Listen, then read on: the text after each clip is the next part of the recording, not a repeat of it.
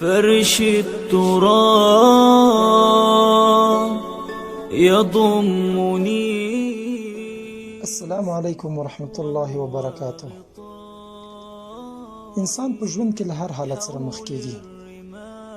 دا حالت کله داسې وي چې انسان ته د خپلې کورنۍ غړی مړ شي، یا یې په همسایګانو خپلوانو کې څوک مړه شي. خامخا تاسو له داسې یوې پېښې سره مخ شوي یئ.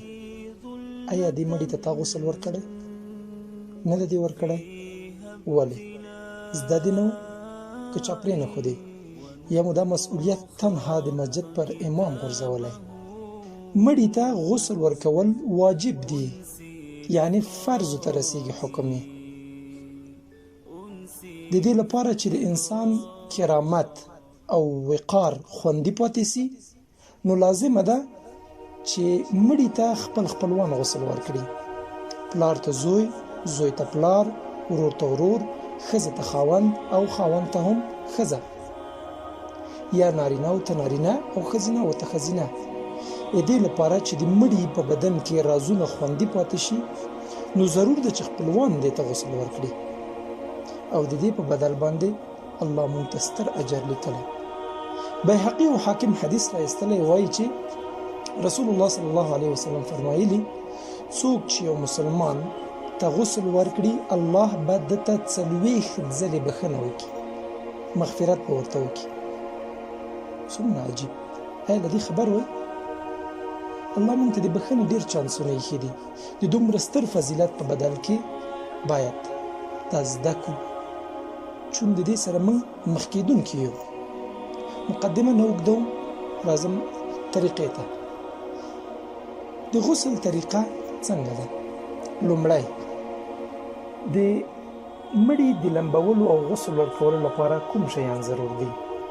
لومړی آرام ځای او د مړي د وینځلو لپاره یوه تخته چې په هغې اوبه پاتې نشي، یعنې د وینځلو نه وروسته اوبه ترېنه تویې شي. له هغې وروسته د مړي د وینځلو لپاره صابون یا د بیرو پاڼې، ورسره کیسه چې نرمه وي او د مړي بدن زخم نه کړي، او په آخره کې عطر یا کافور. له دې وروسته چې دا شیان موجود شي، له مړي نه باید د مړي کالي وایستل شي. د دې ویستلو طریقه قیچي کول دي، باید قیچي سي او کالي ترې وایستل شي. د قیچي کولو نه وروسته باید یو څادر د نارینه یا د ښځو په عورت باندې وغوړول شي، واچول شي، او له دې وروسته د مړي خېټې ته لږ فشار ورکړل شي چې سر یې راجیب کړي او خېټه یې زور کړي، چې د دې سره د مړي په بدن کې اضافي مواد دا راووځي، اضافي نجاست ووځي. د دې نه وروسته د دغه څادر له لاندې نه باید په تشناب کاغذ سره یا په یو پلاستیک سره هغه مواد چې راوتلي وي هغه پاک شي، او له دې وروسته غسل ورته شروع شي. د غسل ورکولو شروع باید د انسان له سر نه وشي.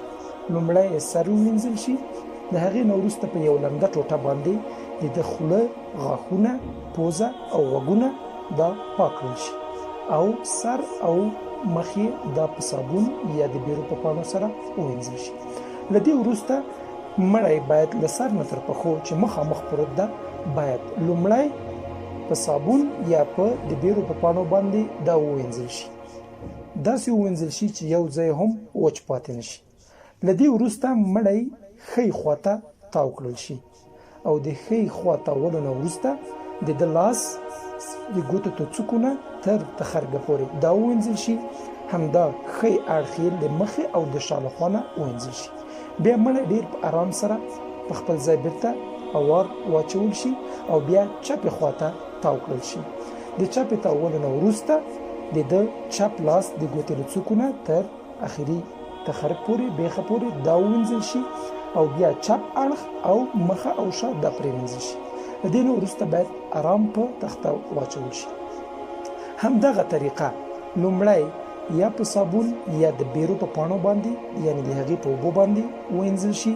له هغې وروسته نه په ساده او پاکو اوبو باندې، او له هغې وروسته په آخره کې په اوبو کې کافور یا عطر ګډ شي او په هغې وینځل شي 3 ځلې. ډېرې طریقې شته، یوه طریقه مو په ذهن کې کېږدئ، ټولې صحیح طریقې دي. په همدې طریقې سره د مړي غسل تکمیل شو، پوره شو. دا د غسل طریقه وه. 15 دقیقې وخت نه نیول کېږي. دا طریقه یاد کړئ. دا اوس یاد کړه، خپل ملګرو ته، خپل فامیل ته، همدا نن ټولو ته یې ور زده کړه. چون موږ او تاسو باندې لازم ده چې خپلو خپلوانو ته موږ غسل ورکړو. متاسفانه چې نن سبا نه په مکاتبو کې، نه په مساجدو کې، نه په مجلسونو کې، په هیڅ ځای کې دغه طریقې نه ښودل کېږي. موږ او تاسو اکثره 90% ځوانان او ښځې د دې طریقې نه محرومه پاتې. دا مسؤلیت یوازې د ملایانو، د جومات د امامانو یا هم د سپین ږیرو په غاړه پروت دی. دا طریقه زده کړئ، دا ویډیو شیر کړئ، په دې نیت شیر کړئ چې که ستاسو دغه ویډیو نور څومره ستاسو ملګري وګوري، هغه ټول د دغه ټولو په اجر کې ته شریک یې. ځکه رسول الله صلی الله علیه وسلم فرمایلی وایي چا په داسې وخت کې چې زما په امت کې یو سنت مړ او ورک وي، دا یې را ژوندی کړو، نو الله به د یوه شهید اجر ورته ورکړي. ومنئ چې دغه سنت زموږ او تاسو په اسلامي ټولنه، خصوصا په پښتنۍ ټولنه یا په افغاني ټولنه کې دا سنت ورک ده، مړ ده. کوشش وکړئ نشر یې کړئ، په اجر کې ځان شریک کړئ او ټولو ته یې ورسوئ. السلام علیکم ورحمة الله وبرکاته. دعاة إلى الحق لسنا طغاة ولسنا مع الذل نرضى الحياة. تعالوا إلى الخير يا مسلمون.